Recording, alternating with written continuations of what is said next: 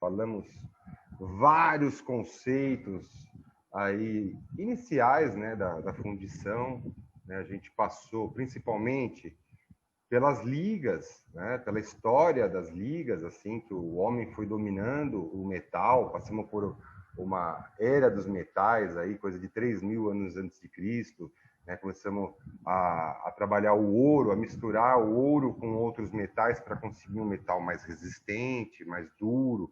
Aí veio o cobre, né, o cobre para misturar com o ouro, para usar puro. Aí veio o bronze, né? Então, começamos a usar ligas de cromo, que é o níquel cromo, o cobalto cromo, bastante usado em PPR, né, que são metais básicos. Mostramos alguns metais nobres, alguns metais básicos, que podem ser combinados, formando ligas metálicas, né? Falamos do titânio, né, que é bastante biocompatível, usado também para estruturas de prótese, por ser bastante leve, tem baixa densidade. Falamos sobre densidade, sobre temperatura de fusão. Então, tem ligas que são baixa fusão, você consegue fundir com um maçarico de baixa fusão, que é gás e ar comprimido do compressor, é uma chama mais fraca, né? Derrete metais de baixa fusão, ouro, cobre alumínio, né? Então, prata. Então, e agora, as ligas de alta fusão, coisa de 1.500, 1.400, como as ligas de cromo, né, aí já precisa de um cilindro de oxigênio para derreter essa liga, oxigênio puro com gás, né, e aí se mistura, forma uma chama mais forte, né, com uma temperatura maior, e aí assim que a gente funde normalmente as ligas, e a gente mostrou várias marcas comerciais, já existem outras mais modernas, né? Então, que você tem que saber basicamente a indicação, né? Cada liga tem a sua indicação, né? O cobre não é muito bom, mas muitos usam, serve para algumas coisas, né? O níquel também não é muito bom, porque algumas pessoas têm alergia, mas é bem resistente, né? E dá para aplicar cerâmica. Então, o pessoal está indo para o cobalto, que é bem parecido com o níquel na dureza, um pouco mais duro, a temperatura um pouco mais alta, a cor é muito parecida, né? As características, só que é menos alérgico, né? Então, outra opção, o cobalto, né? Tirando isso, tem combinações nobres, prata paládio, ouro paládio, que é conhecido por metal branco, né? Ouro branco. Então, existem combinações de metais para fazer uma liga mais apropriada para aquilo que a gente quer, né? E no final das contas, o que a gente quer é precisão, né? Aquilo que a gente esculpiu em cera, né? Ou utilizando resina, né? Que estava perfeitamente encaixando no meu modelo de gesso, né? Vá para o processo de fundição, dá acabamento, polimento, volta, e aquela peça encaixa perfeitamente naquele lugar que estava antes, né? Isso é uma coisa difícil de acontecer quando a gente começa a prótese, porque tem muitas variáveis. E aí você começa a testar tipos de gesso, né? Isso até a moldagem tem interferência, né? Quando chega na boca, o trabalho às vezes encaixa no modelo, mas às vezes não encaixa na boca. Também tem isso. Mas o nosso papel é encaixar no modelo. Na boca, o dentista se vira. Se encaixa no modelo e não encaixa na boca, é sinal que a moldagem não está fiel, né? O molde e o modelo não foram fiéis, porque aqui está encaixando, lá não está. Então, alguma diferença tem, né? Então, um pouco dessa responsabilidade cai aí sobre o dentista, né? Porque o papel do técnico está resolvido, a prova é que encaixou, né? Então, muitas vezes ele tem que moldar de novo, às vezes a gente tem artifícios que resolvem esses problemas, que é a própria solda, né? Não está encaixando, a gente divide a peça, né? Então une de novo, ela toda encaixada, mas em pedaços, com frestas, vamos dizer, que a gente dividiu.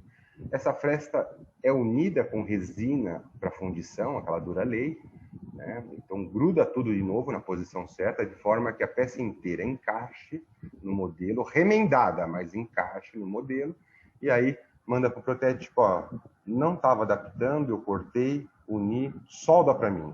Aí o técnico tem que fazer um procedimento que não altere aquela posição, e coloque metal no lugar desta resina que está segurando as partes, né? Então, um procedimento de fixação com material refratário, preciso que não expanda, que fique paradinho, né? Fixa tudo com revestimento que não expande, um revestimento que a gente mistura com água, né? Então, ele fica quietinho ali, evapora aquela cera, aquela resina, quer dizer, a gente vê aquela brecha e a gente aplica essa solda, né? Então, com aquelas varetas, com fluxo, com um maçarico menorzinho para não derreter nossa estrutura. Então, mas o que a gente quer, na verdade, é ficar livre da solda, né? Quanto mais preciso for, melhor. Né? A solda sempre é um ponto de fragilidade, né? Às vezes a solda pode quebrar, pode descolar. É muito importante que as superfícies estejam limpas quando soldar, né? Não seja um espaço muito grande para ter menos solda possível naquela área. Né? A solda precisa penetrar, envolver as partes, né? Aí ela ganha resistência. Se você usa muito fluxo, pode contaminar a solda e na hora de aplicar cerâmica começa a aparecer bolhas na cerâmica. Vai para o forno e tem umas bolhas. Fala, ué, de onde vem essa bolha? Lá da solda, que às vezes está com muito fluxo e pouco metal. Né? Então, é uma região de fragilidade, de resistência, de contaminação, né? A solda. A gente quer ficar livre. Quanto mais partes tiverem parafusos para encaixar, ou mais dentes preparados para encaixar, quanto mais pilares tiverem numa ponte, temos pilares e pônticos. Quanto mais pilares tiverem, tem que ser precisos, encaixar precisamente, fechar aquele bordinho para as bactérias não entrarem. Quanto mais tiver, mais difícil a adaptation, né? Então aí a gente começa a ter que desgastar por dentro para ver se encaixa, vai indo, vai ver que não vai dar certo mesmo, que lascou tudo. Aí a gente decide dividir, né? Dividir e soldar, tá? Então, os materiais que a gente usa, já comentamos isso na aula de resina, né? As resinas acrílicas apropriadas para fundição, geralmente elas são vermelhas, né?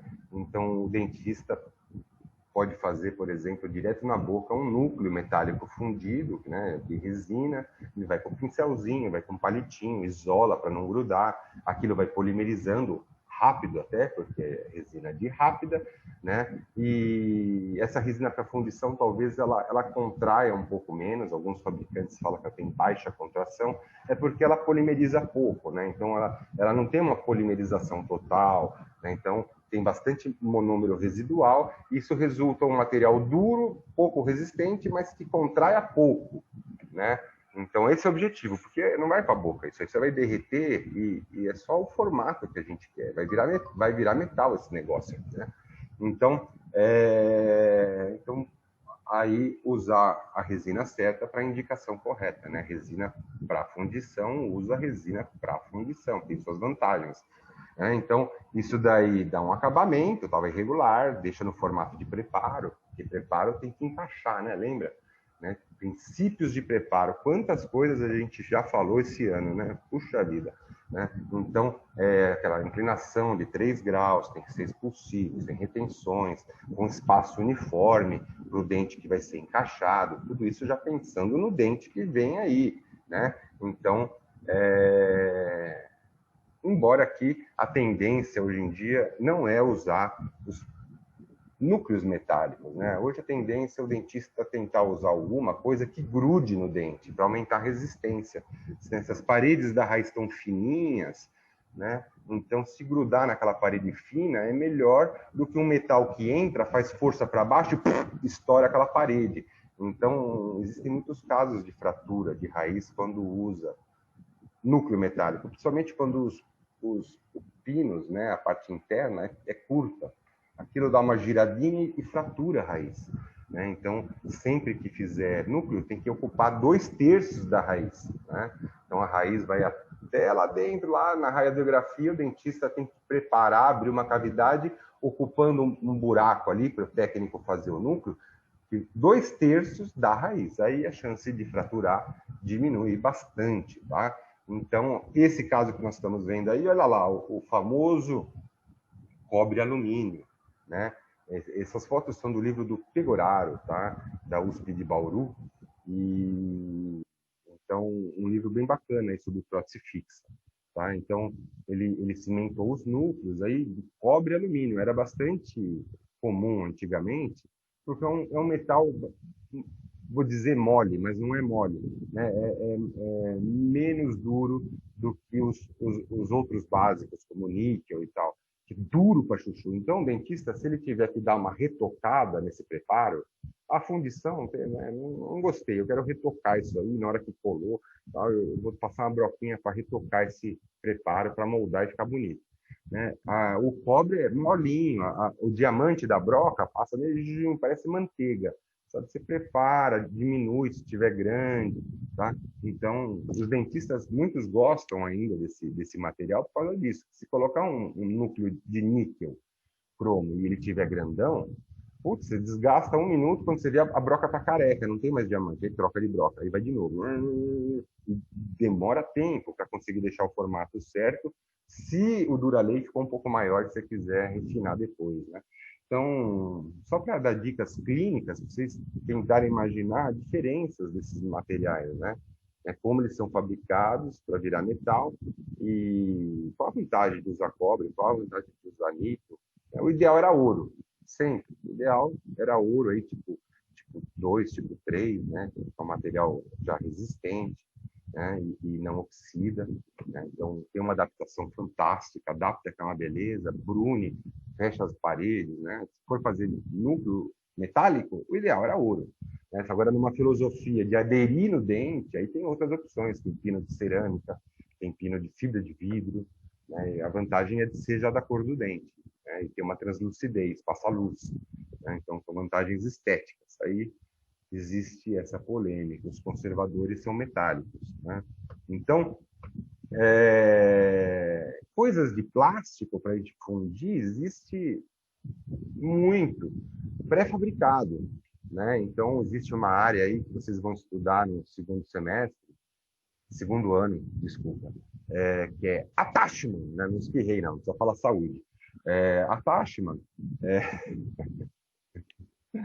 são encaixes, tá? São encaixes. Então, sistemas que empresas desenvolvem de plástico que tem um macho e uma fêmea, algum tipo de bluff, de botão. É brincar de Lego isso daí, né? Então, aí a gente adapta naquele dente que está de cera, que a gente já fez de resina. Na primeira foto da esquerda, nós estamos adaptando ali com o instrumento, né? É uma bolinha lateral, que a gente pode ver aqui no centro da imagem embaixo, aqui, né? Eu estou com o mouse aqui, ó. Então, adaptou uma bolinha de plástico, né? No cantinho do dente, onde não tem mais dente ali, né? Então, uma bolinha ali, que a pessoa tem que escovar bem, senão junta. Né? Só que aí aquela prótese, que ela é removível, ela vai colocar uma prótese na parte posterior. Muitas pessoas se incomodam com o grampo, né? Com aquele grampo de metal, de retenção, bem na vestibular. Então, esse caso aí serve, essa bolinha, para substituir o grampo. Abotoa na bolinha, não precisa de grampo. É um attachment, um sistema para a prótese abotoar e já tem retenção. Não vai precisar de grampo de retenção. Um trabalho mais caro, é mais refinado, né? Requer mais estudos do encaixe, que essa peça vai encaixar, né? Todas as bolinhas têm que estar paralelas. Imagina uma bolinha para cá, outra para cá, outra para lá, não encaixa. Então, existe essa preocupação de usar um aparelho que se chama paralelômetro, né? Paralelômetro, tá? Ou delineador, né? Que dá aquela delineada, né? Então, é um equipamento que eu falei pouco, mas é muito utilizado em prótese removível por causa disso. Ele determina o eixo de inserção dessa peça, como ela encaixa assim, ela encaixa assim, ela encaixa assim, né? Então, todos esses botãozinhos paralelos, né? Estou falando isso, é importante para a fundição? Né? Porque se você funde, depois não encaixa, vai ter que fazer de novo. Né? E o tempo, como eu falei, é o maior preço do laboratório. Vai ter que repetir, né? Além de que essas pecinhas são compradas, vai ter que comprar outra e não é barato, né? O tempo é o pior. Então, são atáchimos, tá? Que a gente compra para fundir. No implante também tem muitas peças pré-fabricadas que são calcináveis. O mais famoso é o UPLA, é um cilindro de plástico. O melhor é que tem a base metálica que vai encaixar no implante. Você transforma aquilo em dente com a cera, tem um parafuso que passa no meio, funde, e aí você já tem aquela estrutura que encaixa no implante com um buraco dentro para passar o parafuso e pode aplicar cerâmica em volta, né? Essa é uma das peças aí, por exemplo, de plástico usadas para prótese sobre implante. UCLA é o nome desse componente importante. Calcinável, né? Ou seja, o que é calcinável? Evapora no forno e é substituído por metal, né? E o principal material, né, o mais preciso para a gente fazer uma prótese, né? Então, é a cera, né? A cera é o material mais preciso aí para resolver esses problemas de prótese, né? Então, a pessoa já sabe que eu estou dando aula, né? Então, é cor contrastante para o troquel. É muito importante você escolher uma cera que tenha uma cor diferente do seu gesso, né? Você não vai fazer um gesso branco, aí esculpir com a cera branca, né? A cera branca, você vai ficar difícil. Já é difícil enxergar o limite do trabalho, aonde termina aquela linha. Ah, o trabalho vem até aqui, né? Aí se está tudo na mesma cor, piorou, né? Então, sempre cores que destacam da cera comparado com o seu gesso, tá? Oh, meu Deus do céu! Então, essa cera também tem várias apresentações, né?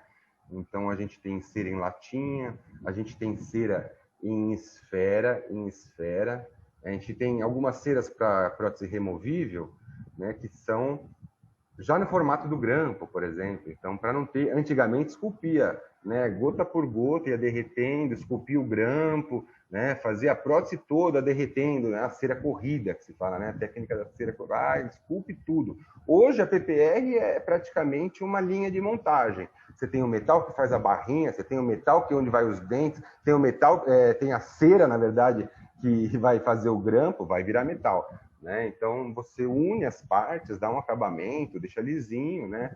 Sobre um modelo de revestimento. Isso que é interessante, né? Porque na prótese fixa a gente tira a cera ou a resina e vai, que é uma beleza, a gente faz a fundição. Né? A gente faz a fundição. Agora, a removível, essas partes são finas. Se a gente tirasse do modelo para fazer a fundição, esse negócio ia dobrar, quebrar, né? Então, a gente faz um modelo de revestimento e a fundição é feita sobre esse modelo. A cera, a gente esculpe sobre esse modelo de revestimento, faz o caminho do metal, né? Uns anel desse tamanho, assim, né? Agora, com essa impressão digital, né? Com o scanner e a impressão em plástico, né, pode-se fazer estruturas, né, já que pode fundir só a estrutura, porque ela foi impressa, né, digitalmente, né, não vai quebrar, né, não tem cera naquela estruturinha, né, então hoje já dá para fundir só a estrutura, sem ter um modelo de revestimento, né, então a evolução está acontecendo, né, então olha aí o que eu estava falando, é uma linha de montagem, inclusive tem ceras específicas para fazer esse céu da boca, né? A barra palatina, essa barra que fica no centro do palato numa PPR, eles têm cera com textura, né, para imitar um pouco o céu da boca, né? Tem as gradinhas vermelhas, que é onde o dente vai prender, né? Então, tem os grampos de oposição. Cheguei a falar numa aula que o grampo de retenção força, o de oposição protege, né? Então, sempre em PPR vai ter dois grampos. Um fino, que tem flexibilidade. Um grosso, que ampara o dente e não deixa que ele tombe para a lingual. Né? Geralmente é na lingual o de oposição. Pode inverter às vezes. Tá? Então, sempre quando vocês olharem uma PPR, vocês já vão lembrar grampo de retenção, grampo de oposição e apoio, né, que apoia em cima do dente para não afundar na gengiva, senão machucaria. Né? São conceitos da PPR. tá? Então, tudo isso tem bastante teoria, né? Não é só fazer a PPR, né? O grande problema da PPR é que muitos fazem a PPR sem essa teoria. E aí começa a forçar os dentes, vai ficando mole os dentes, né? E aí ela fica mal falada, ih, aquela prótese lá que põe tira, ih, deixou os dentes da minha avó tudo mole, perdeu tudo, né? Então, isso aí requer muito estudo, né, de como essa peça vai encaixar, como vai ter oposição, retenção, quanto de retenção, né? Aí o exemplo de uma prótese inferior também, linha de montagem, né? Geralmente no laboratório de PPR tem uma pessoa que esculpe, tem uma pessoa que funde, tem o cara que dá o acabamento, dá um tchan final em tudo que os outros fizeram. A maior responsabilidade é o do polidor, né? A área mais insalubre, que fica lá queimando os dedos, né? Com gases, né? De metal, né? Então tem que estar bem protegido, né? Com óculos, né? Porque é um trabalho difícil e pode acabar com tudo que os outros fizeram, né? Então a cera contrai apenas 0,3%. Essas ceras para fundição, né, que a gente usa, contrai apenas 0,3%. Mas se você pegar uma colherada de cera e colocar, 0,3% de muito é muito, né? Então ela contrai, né, bastante, porque tem bastante volume. Então, o ideal é você trabalhar gota a gota, né? Então, a técnica progressiva, né, pouca cera contrai pouco, 0,3% de pouco é pouco, né? E se contrair, a próxima gota corrige a falha, e a próxima gota corrige a cor, até que fica um trabalho que tende a ser mais preciso. E quanto menos você usar o Hollenbeck, o Lecron, melhor, porque a cera, ela tem tensões, né? E você pode criar mais tensões no desgaste da cera. E ela tende a distorcer quando ela libera essas tensões, né? Então, por isso que eu sou defensor da técnica progressiva, né? Então, progredir o dente e tentar já deixar no formato melhor possível, sem ter que usar muito instrumentos de corte, tá? Jamais passar um foguinho, por exemplo, num trabalho fixo, porque os bordos são finos, o foguinho vai dar um brilho, vai ficar lindo, mas vai abrir, vai desadaptar, né? Então não vai dar certo. Não é que nem prótese total, não é como aqueles macromodelos que nós fizemos, passando foguinho, ficava brilhante. Aqui na prótese fixa não dá para usar esse artifício, tá? Porque distorce a peça. A gente não quer calor nesse momento, né? Então, se tiver muito quente, você tem que já pôr no revestimento. Um dia quente, ele vai distorcer. No final da noite, ele já está diferente, né? Então, a cera é um material muito versátil, né? Além de depilar, a gente consegue fazer prótese fixa, né? Gotejando a cera e tal, fazer dente para virar metal. A gente consegue fazer, como eu já disse, resina terma, lava a cera e prensa.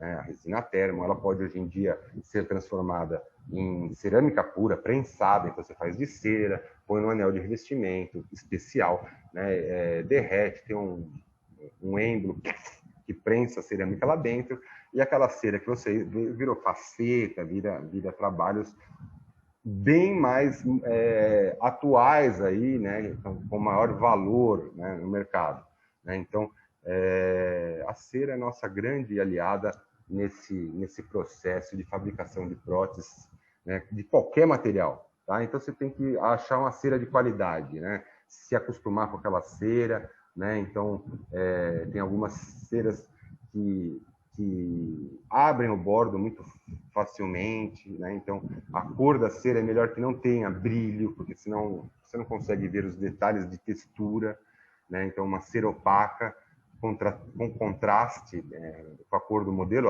Aí, por exemplo, a gente tem aí o azul com o rosa, né? Dá um bom contraste, né? Reparem que eu coloquei uma cera interna ali, que é uma cera vermelha, né? A cera vermelha ou cor de vinho é uma cera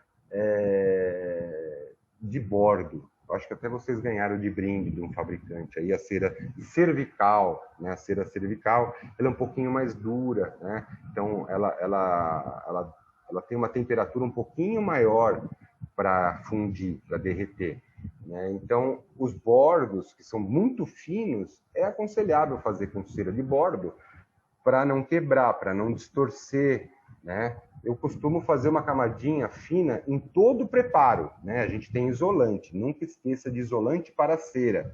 Né? O mais famoso chama isolite, né? Há 20 anos todo mundo conhece o isolite, né? Até tá difícil de encontrar. Então, você tem que isolar, tá? Ele é diferente daqueles isolantes tipo que a gente comenta para orto, que é a base de alginato, ele deixa uma pele. Né? Aqueles isolantes para resina, parece ter uma pele. Quando você destaca, descasca do sol, é igualzinho aquela pele. Sabe? Ele deixa uma película sobre o modelo e a resina não gruda, né? O isolante para cera, ele evapora e está isolado, né? Eu nem sei bem como funciona, eu acho que ele fecha os poros do gesso, né? E a resina, a cera não penetra, tá? Então, a gente se esquecer, a gente não sabe se está isolado ou não está. De um dia para o outro é bom isolar, de novo. Parece que perde, né, a ação. Você passa o isolante, espera um pouco secar, bate um arzinho se quiser, e aí a cera sai, que é uma beleza, não gruda. E nem parece que tem isolante, né? Então, são isolantes para cera. Alô, por favor, que isolante para cera você tem aí? Aí você vê o que você pode comprar. Quem ia falar alguma coisa? Eu vi um ruído. Ô Marcelo, o seu lac também funciona? Não, o Shellac é para resina, tá? Ah, entendi. Ele deixa essa pele aí, tá? Ele deixa essa Uhum. película aí. Então, quando trabalhar com orto, quando fizer aquelas chapas de prova para prótese total, né, aquelas coisas de resina em cima do modelo, né, aí é seu lac mesmo, tá? Aí você usa o seu lac, não vai usar o meu, tá? Então, ok. Então, então a classificação, né? Você pode usar o gotejador aquecido no próprio fogo, é assim que a gente começa na profissão, né? Você pode usar o gotejador elétrico, alguns alunos já compraram. Com a vantagem, você estabiliza a temperatura que você quer e menor chances de queimar a cera. Então, fica uma temperatura padronizada, né? Não tem aquele risco de explodir, que às vezes dá das lamparinas, tem que tomar alguns cuidados, a gente já falou na aula de segurança de trabalho, né? Então, o gotejador, né, às vezes agiliza muito e você consegue controlar melhor a temperatura, né, digitalmente hoje em dia. Né? E o plastificador elétrico é uma piscininha também, que você controla a temperatura, tem o digital, a cera vai derretendo até que ela fica líquida, né? Quanto maior a temperatura, mais líquida ela fica, né? Quanto menor a temperatura, mais coesa ela fica, mais um pouco mais gosmenta, né? Então, não tão líquida, meio termo, gel, né? Vamos dizer, tá? Então, para que serve? Para agilizar o trabalho. Essa primeira camadinha de cera vermelha que eu fiz gotejando, né? Fui lá, gotei uma gota, passei outra gota, passei outra gota, depois de isolar, sempre. Né? Outra gota e fiz um casquete de cera. Né? Quando você põe uma camadinha por cima, é casquete. Né? Lá naquele material que mergulha, né, o plastificador elétrico, você mergulha o troquel e tira. Se a temperatura estiver mais alta, essa camada de cera fica mais fina. Se a temperatura estiver mais baixa, essa camada de cera fica mais grossa, mais ou menos isso. Né? Então, a gente depois recorta o excesso, né, porque às vezes escorre um pouco, recorta o excesso e deixa só o casquete. Né? Olha ele aí, uma marca, tá? Existem mais modernas, existem hoje 3 em 1. Ele é essa piscininha, é gotejador, né? E mais alguma coisa ainda. Então, acho que, se não me engano, aquele gluzinho que esquenta igual o meu. Tá? Então, eu já vi em site chinês aí, tá? Não sei se no Brasil já está vendendo. Tá? Um equipamento 3 em 1, que tem aí o gotejador elétrico, esse é bem antigo. Hoje temos os digitais, né? E o clássico gotejador no fogo mesmo, ou no igluzinho ali, o aquecedor por indução, que a gente viu também, até na prova de equipamentos. Então, esse é o clássico, sempre deixar os orifícios limpos, né, para não ter uma pressão, nunca encher de álcool até a boca, né, e um tamanho de chama não tão grande, deixa o pavio aí. Então, a lamparina, essa que estávamos falando agora há pouco, né, então, alguns cuidados aí, usar o álcool correto também.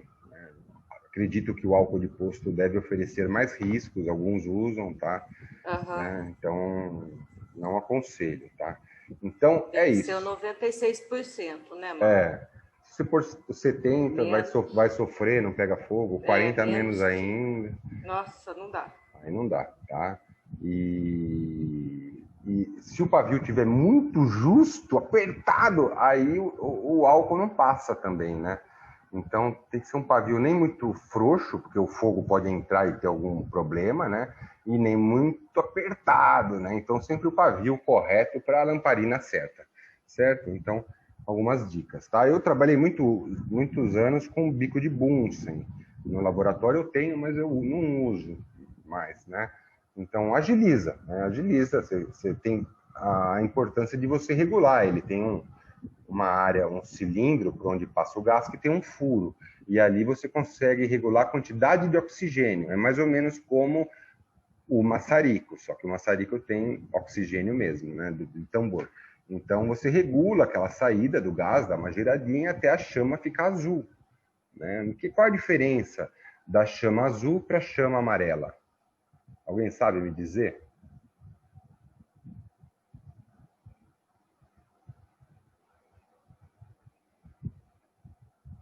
A diferença da chama azul para a chama amarela. Uma é azul, outra é amarela, né? Ok. Amarela vai deixar preto, né? Ela deixa preto. Por que ela deixa preto? Ela protege. Por quê? Por quê? Você sabe? Porque ela queima mais carbono? Não é que ela queima mais carbono.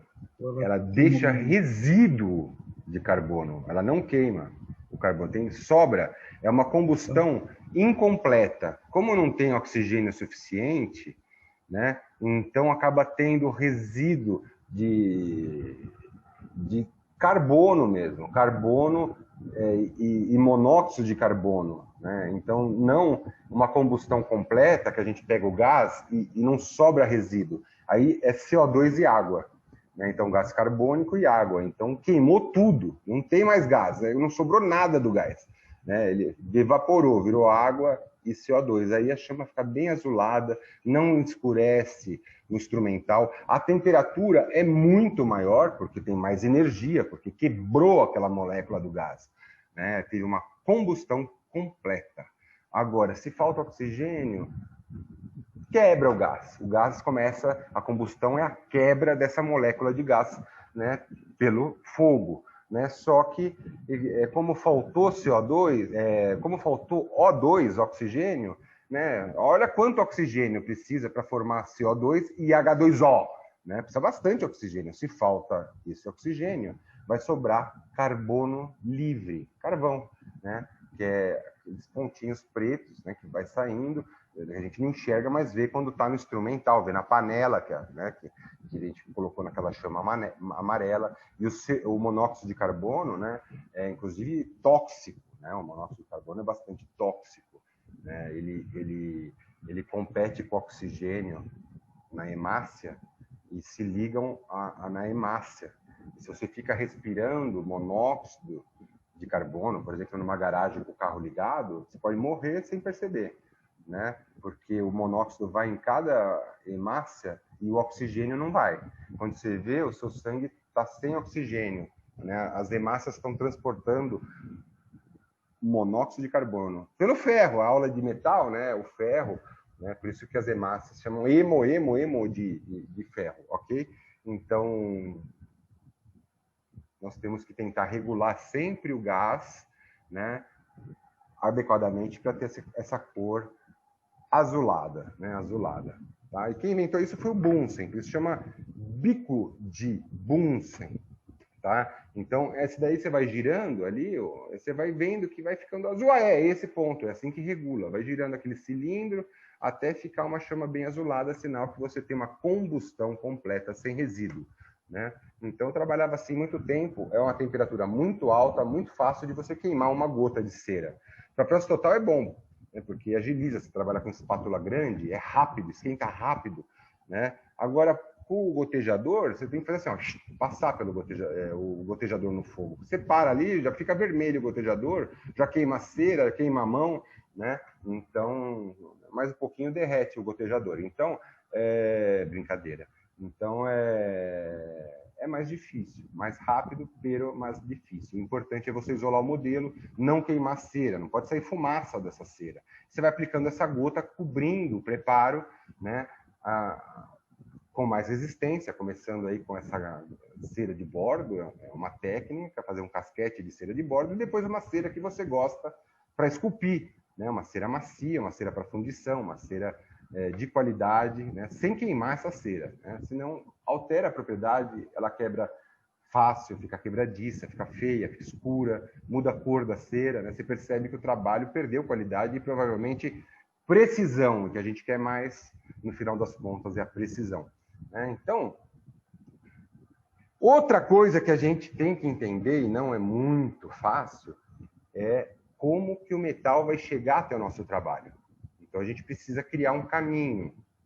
Né? Esse caminho, antigamente, muitas pessoas compram ainda, é pré-fabricado. Né? Então, a gente já estudou o que é o anel de fundição, aquele anel que hoje é de silicone, antigamente era de metal. Né? Então, um anel de silicone, ele tem uma base, né? Uma base, e ali forma um funil. Né?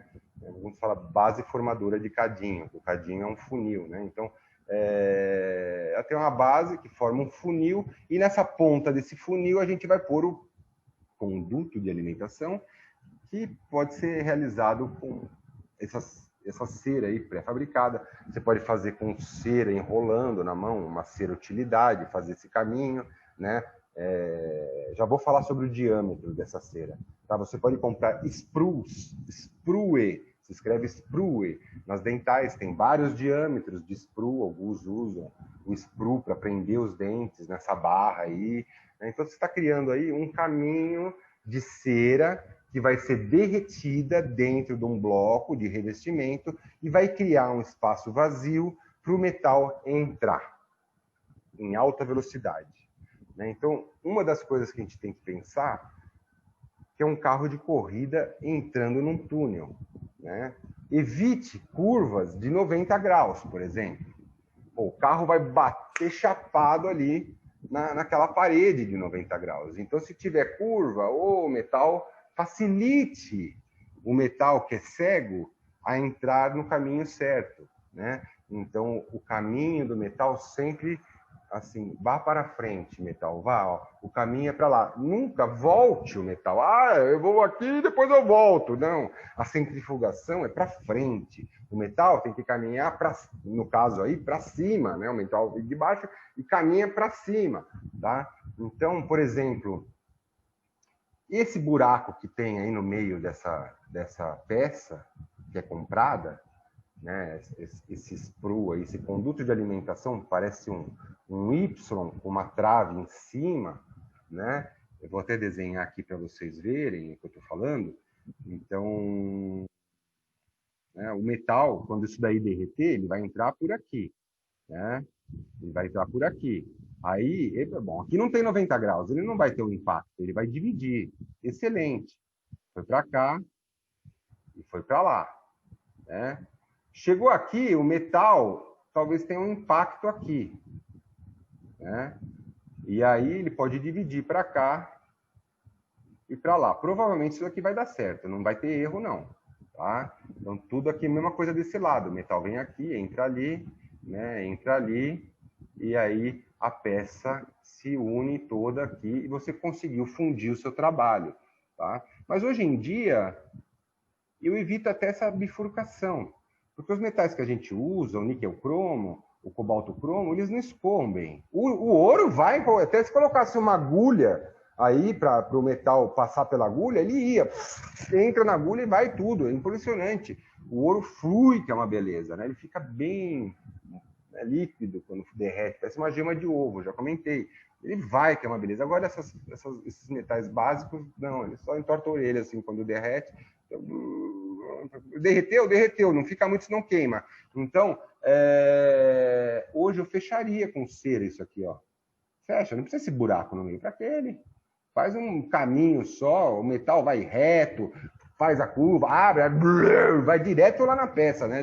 Já tá lá dentro já do dente, vai numa só, já para que ficar dividindo o caminho, né? Então, hoje em dia, a gente mudou um pouco a filosofia para facilitar o quê? O caminho do metal, né? O caminho, né, o mais facilitado possível aí para o metal chegar, né, aonde a gente deseja. Olha aí, posicionamos essa peça pré-fabricada aí, uma barra, né, nos anéis de fundição, ela encaixa certinho, né? Então a gente prende os nossos trabalhos aí nessa barra, né, e corta os excessos, sempre a barra do tamanho do trabalho que você vai fazer. Não vai pegar uma barra desse tamanho e colocar um dente, né? Pô, o metal vai se perder inteiro na barra, de repente, e falta metal no dente, né? Tem que direcionar o trabalho para o dente, não dá opção para ir lá se não tem nada lá, né?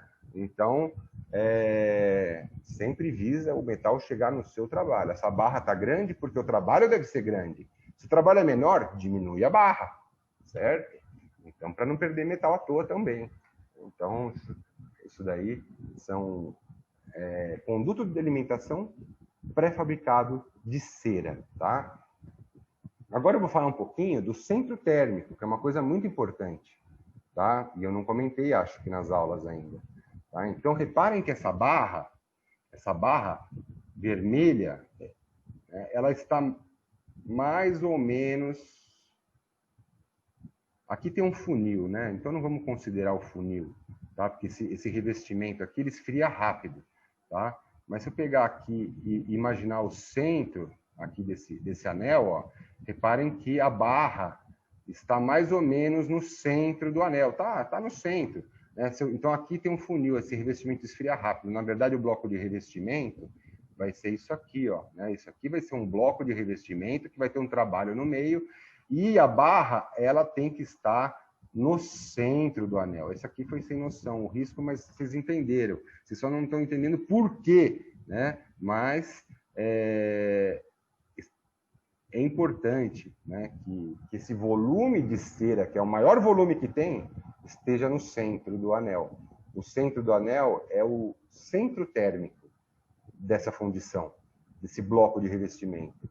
Então, imaginem o planeta Terra, está esfriando até hoje, né? Então, o esfriamento vai de fora para dentro, vai esfriando, vai esfriando, vai esfriando, vai esfriando, vai esfriando. O centro da Terra ainda está quente, né? Ainda tem toda aquela parte. Então, até tem nos vulcões aí, né, a lava. Então, deixa para os geólogos. Ok, então, aqui no revestimento é a mesma coisa, ele vai esfriando, vai esfriando, vai esfriando, vai esfriando, e a parte central vai ter uma barra, né, que tem que estar no centro. Mas daí, para quê? Não estou entendendo, então calma. Tá? Então, aqui é uma técnica antiga também. Tinha esse conduto verde aí, foi comprado, ele tem uma bolinha, né? Então, era uma preocupação de colocar essa bolinha também no centro do anel, né? Bem no centro do anel de fundição do bloco de revestimento. Tá? E aí, naquela bolinha, alguns usam essa cera amarelinha aí, que é cera pegajosa. Ela é dura e gruda bem. Ela é pegajosa, né? Então, ela tem um cheirinho de mel delicioso. Dá até vontade de comer. Então, se derrete a cera, posicionando ali no conduto de alimentação, põe um pouquinho de cera no trabalho, bem derretidinho, para isso não descolar, né? Une uma cera na outra, tá? Derrete um pouquinho da cera azul, para o azul misturar com o amarelo, né? Não é só pôr na superfície, que às vezes sai, né? Isso descola no meio da vibração do revestimento, para o revestimento preencher tudo, aí sai o dentinho lá, ai meu Deus, descolou! Aí tem que jogar o revestimento fora, né? Então, gruda bem isso aí, tá? Isso daí é a dica, tá? E sempre o dente que você fez, como se fosse o pitico aqui. Tem um passarinho que a gente está alimentando, tão bonitinho, né? Você chega perto, ele já põe a boquinha para cima, fica... né? Então, sempre com a boquinha para cima, assim, igual o pitico. Né? Por quê? Porque você põe a boca para baixo, aí começa a pôr revestimento, aqui dentro vira uma cabana. Para quem gosta de acampar, eu gosto, né? Fica aqui uma cabana aqui e tal, e cheia de ar. Você pode morar ali dentro, tranquilo, o revestimento afunda tudo, e aqui dentro ficou ar preso. Aí já era seu trabalho, né? Você não copiou a parte interna do trabalho, o revestimento. O revestimento tem que copiar todo o seu dente, sem bolhas, sem ar, né? O maior inimigo do protético são as bolhas, né? Então, boquinha de passarinho, né? O revestimento. Aqui também pode dar bolha, ó, mas é mais difícil. Tá? Então, você passa com o pincel aqui, né? A oclusal embaixo aqui, né? Você dá uma lambuzada com o revestimento para copiar bem aqui, tá? Então, aí o revestimento entra aqui na piscina, copia tudo, sem bolha, e aí cobre. Seu trabalho está todo envolvido por revestimento, né? Que foi realizado na proporção correta. Daqui a pouco a gente chega nessa parte aí. Tá? Então, estou posicionando o nosso trabalho, boquinha de passarinho, tá? Em torno de 45 graus de inclinação é bom, tá? É bom, porque daí também facilita aqui, ó, o ar sair dessa região, aqui entra e também escoa fácil, mas quanto mais você fizer assim, ó, vai piorando até que aí o ar fica preso, tá? Então, estou posicionando ali, e essa bolinha aí, como eu disse, né, sempre posiciona ela pensando, tem que estar no meu centro do anel, tá? Esse tipo de conduto de alimentação fininho, com uma bolinha, era muito utilizado para ouro, né? Porque esse conduto tá fino, tá? O níquel cromo até passa, aí, pode fundir com o níquel cromo que dá certo, mas é um risco, tá? Poderia fazer um conduto como se fosse a peça peão do xadrez, sabe o peão do xadrez? Ele tem uma cabeça, né, e embaixo já abre. Não precisa desse palitinho para o metal passar, né? Vai, né? Vum, né? O metal vai e tem aquele centro maiorzinho, que é a bolinha, a cabeça do peão, tá? Então, ali que a gente vai prender os nossos trabalhos. Nessa bolinha, você consegue prender, às vezes, até 4 trabalhos, né? Uma para cada lado, como se fosse... Né? Então, tem que manter um espaço entre os trabalhos, tá? 3 milímetros, pelo menos, de distância de cada trabalho. Se forem núcleos, às vezes dá para fazer 3 núcleos tranquilo. Funde 3 trabalhos numa fundição só, né? Então, você acaba economizando, ganhando, tem um lucro maior, né? Quanto mais trabalhos você fizer com uma fundição só, você economiza, por exemplo, o revestimento, né? Energia elétrica para ligar o forno, tá? Gás, oxigênio, é tudo numa fundição. Se for muito trabalho, você faz uma barra, e aí prende mais trabalho, sempre se preocupando com o caminho do metal, né? Então, facilitando esse caminho no diâmetro, né? E nas bifurcações, sempre em Y, arredondado, sem ângulos retos, sem pancada no metal, que retarda a velocidade do metal, e o metal pode não chegar onde você deseja, né? Então, tô lá, vai com o gotejador, pega mais uma gotinha dessa cera aí e une as partes. Aí tira o troquel. Evita pegar seu dente, que você fez, com a mão. Não vai pegar ele com a mão e tentar prender aí em cima. Pô, você tem aí 37 graus, né? Já é calor. Ainda você não vai conseguir controlar a pressão do dedo, né? Se tá apertando, se tá, né? Então, você pode quebrar um bordinho fino que está ali, né? Então, frágil. Então, vai com o próprio troquel, que está no modelo, está isolado, vai soltar, né? Então, você cola e tira. Aí você não teve contato com as mãos, né? Numa coisa extremamente frágil, tá? Que pode distorcer. É uma variável também para você não conseguir o quê? Precisão, tá? Então, olha lá, o nosso anel, né?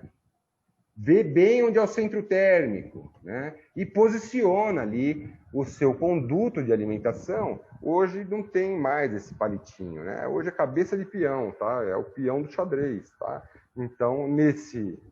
Então, o conduto principal fica mais largo, não tem um palitinho, né? Então, isso pelas ligas que a gente trabalha, níquel cromo, cobalto cromo, tá? Então, o centro térmico, como eu disse, né?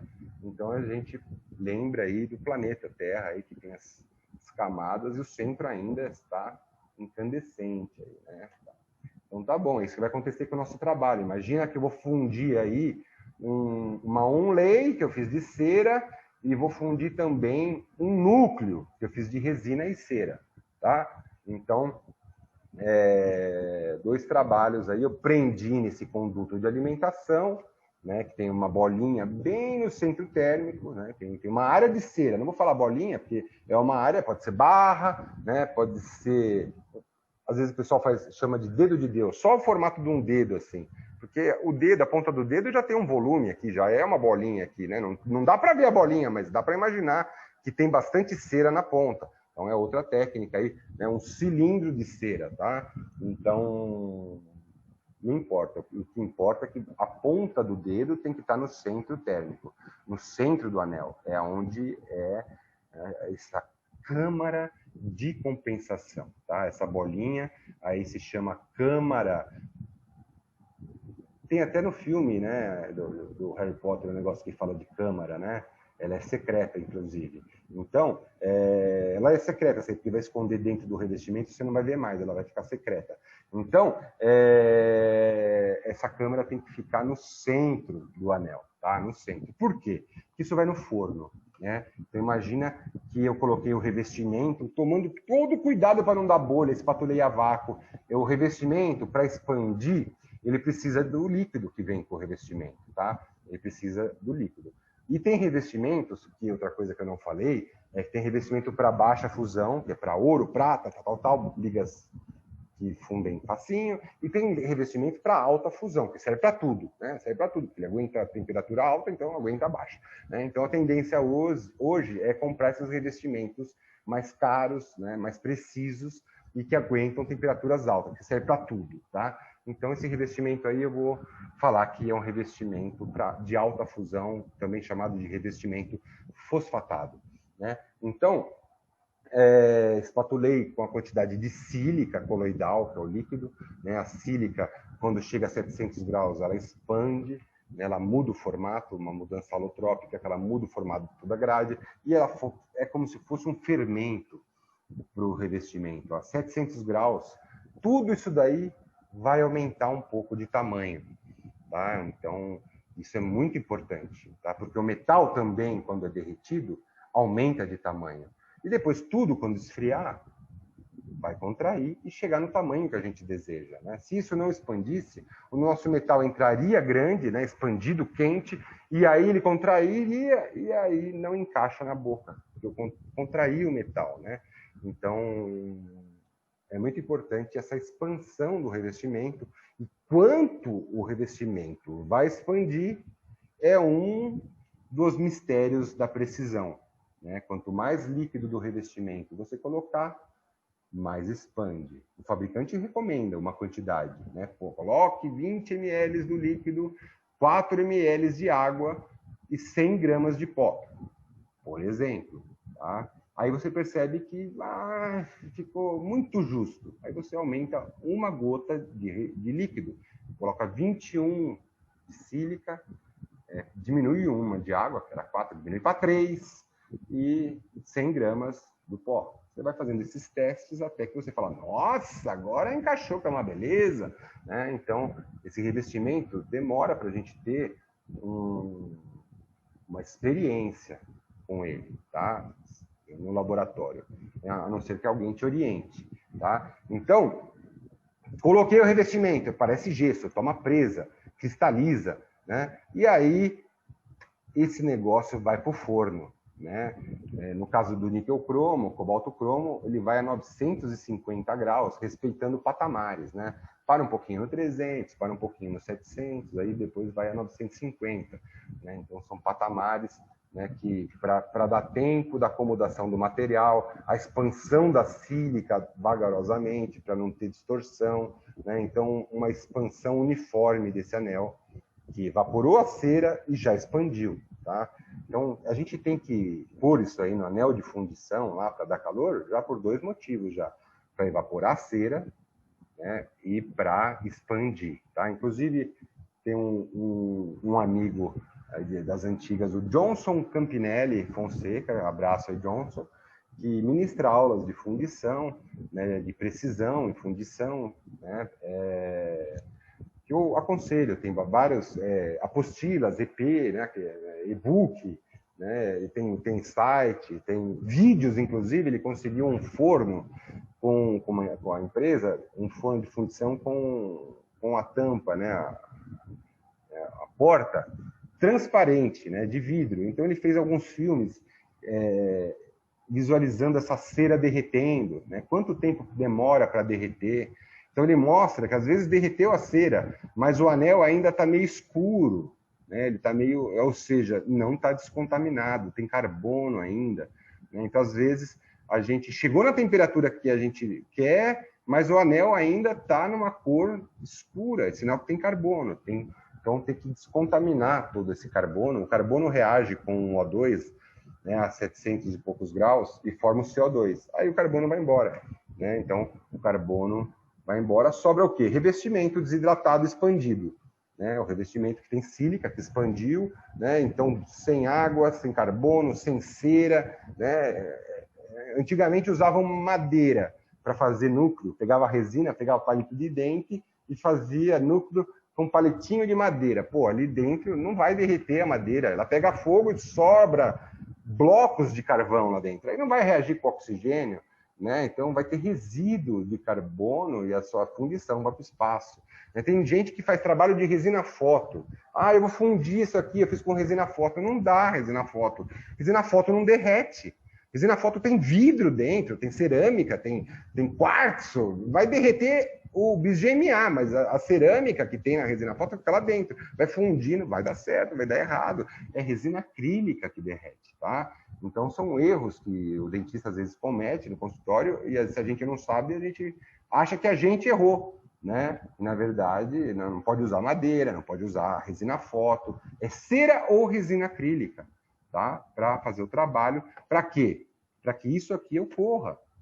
Derreteu, né? Derreteu o nosso trabalho. Tem que ser um material que não deixe resíduo, né? Então, ok. Aí o metal derrete e entra, né? Então você, numa centrifugação, um maçarico, esse metal entrou nessa cavidade, tá?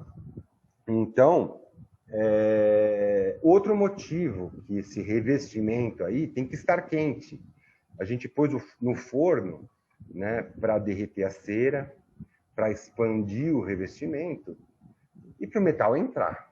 Se o metal encontrar ali na portinha um revestimento gelado, ele já breca, já solidifica. Não, ali eu não vou. Ele não vai, o metal não vai. Agora, se ele encontra um revestimento a 800 graus, é porque até pegar do forno já está baixando a temperatura, ele sai vermelho, está baixando, 950, 900, 850, aí a liga já está quase derretida, aí o metal entra. No máximo 700 graus, esse negócio não pode passar. Se começar a diminuir a temperatura, o metal não entra, então é um procedimento meio rápido. Derrete a liga, põe ali e funde, porque esse bloco tem que estar quente para encontrar uma superfície agradável. Olha, quentinho aqui eu vou, né? Então, ele só se solidifica depois que ele chega no fim ali, né? Então, ele bate na parede e já endurece, né? Já solidifica, tá? Se o anel estiver muito quente, o metal pode bater e voltar. Isso acontece com ligas de baixa fusão. Você vai fundir prata, né? E o anel está pelando, a prata entra, queima, volta. O anel para fundir prata é quase frio, para você ter uma ideia. O anel ele derrete a cera, expande 700 graus, vai esfriando, vai esfriando, vai esfriando, vai esfriando.